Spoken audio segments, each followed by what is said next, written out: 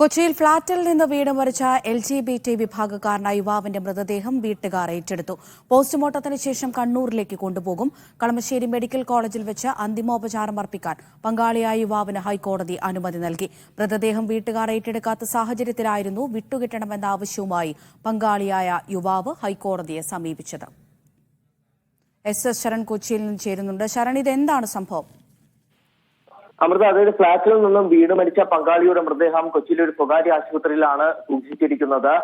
ഇത് വീട്ടുകാർ ഏറ്റെടുക്കാൻ തയ്യാറാകുന്നില്ല. ഒപ്പം തനിക്കിത് ഏറ്റെടുക്കാനുള്ള സാമ്പത്തിക ശേഷിയില്ല. 1.5 ബില്യണത്തിൽ തന്നെ 1.5 ലക്ഷത്തോളം രൂപ കെട്ടിവെക്കണം. അതുകൊണ്ട് തന്നെ ഈ മൃതദേഹം വിട്ടു നൽകാൻ സ്വകാര്യ ആശുപത്രിക്ക് നിർദ്ദേശം നൽകണമെന്ന് ആവശ്യപ്പെട്ടുകൊണ്ടാണ് LGBTQ വിഭാഗക്കാരനായ യുവാവ് ഹൈക്കോടതിയെ സമീപിച്ചിരുന്നത്.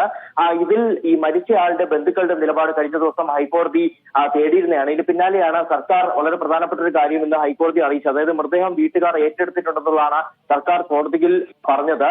നിലവിൽ ഈ മൃതദേഹം ഉള്ളത് കളമശ്ശേരി മെഡിക്കൽ കോളേജ് ആശുപത്രിയിലാണ്. അവിടെ പോസ്റ്റ്മോർട്ടത്തിന് ശേഷം മൃതദേഹം കണ്ണൂരിലേക്ക് കൊണ്ടുപോകും. ഒപ്പം തന്നെ ഈ കളമശ്ശേരി മെഡിക്കൽ കോളേജിൽ വെച്ച് അന്തിമോപചാരം അർപ്പിക്കാൻ ഹർജിക്കാരന് ഹൈക്കോടതി അനുമതി നൽകുകയും ചെയ്തിട്ടുണ്ട്. ഈ ഹർജി പരിഗണിക്കുന്നതിനിടയിൽ തന്നെ മറ്റൊരു ആവശ്യവും ഈ യുവാവ് മുന്നോട്ട് വച്ചിട്ടുണ്ട്. അതായത് ഈ മൃതദേഹത്തെ അനുഗമിക്കാനും വീട്ടിലെത്തി അന്തിമോപചാരം അർപ്പിക്കാനും അനുവദിക്കണമെന്നുള്ള ആവശ്യമാണ് ഹർജിക്കാരൻ മുന്നോട്ട് വെച്ചത്. പക്ഷേ ഇക്കാര്യത്തിൽ തങ്ങൾക്ക് മാത്രമായി ഒരു തീരുമാനം എടുക്കാൻ കഴിയില്ല എന്നുള്ളതാണ് ഹൈക്കോടതി മറുപടിയായി നൽകിയത്. ഇക്കാര്യം മരിച്ചയാളുടെ സഹോദരനുമായി സംസാരിക്കാൻ കോടതി നിർദ്ദേശം നൽകുകയും ചെയ്തിട്ടുണ്ട്. എന്തായാലും കഴിഞ്ഞ ദിവസം ഇത്തരത്തിലൊരു ഹർജി വന്നപ്പോൾ അതിലൊരു നിയമപ്രശ്നം ഉടലെടുത്തിരുന്നതാണ്. അതായത് ഈ ലിവിംഗ് ടുഗദർ ആയിട്ടുള്ള ഒരാൾക്ക്, ബന്ധുവല്ലാത്ത ഒരാൾക്ക് എങ്ങനെ മൃതദേഹം വിട്ടു നൽകുമെന്നുള്ള ചോദ്യം ഉണ്ടായിരുന്നു.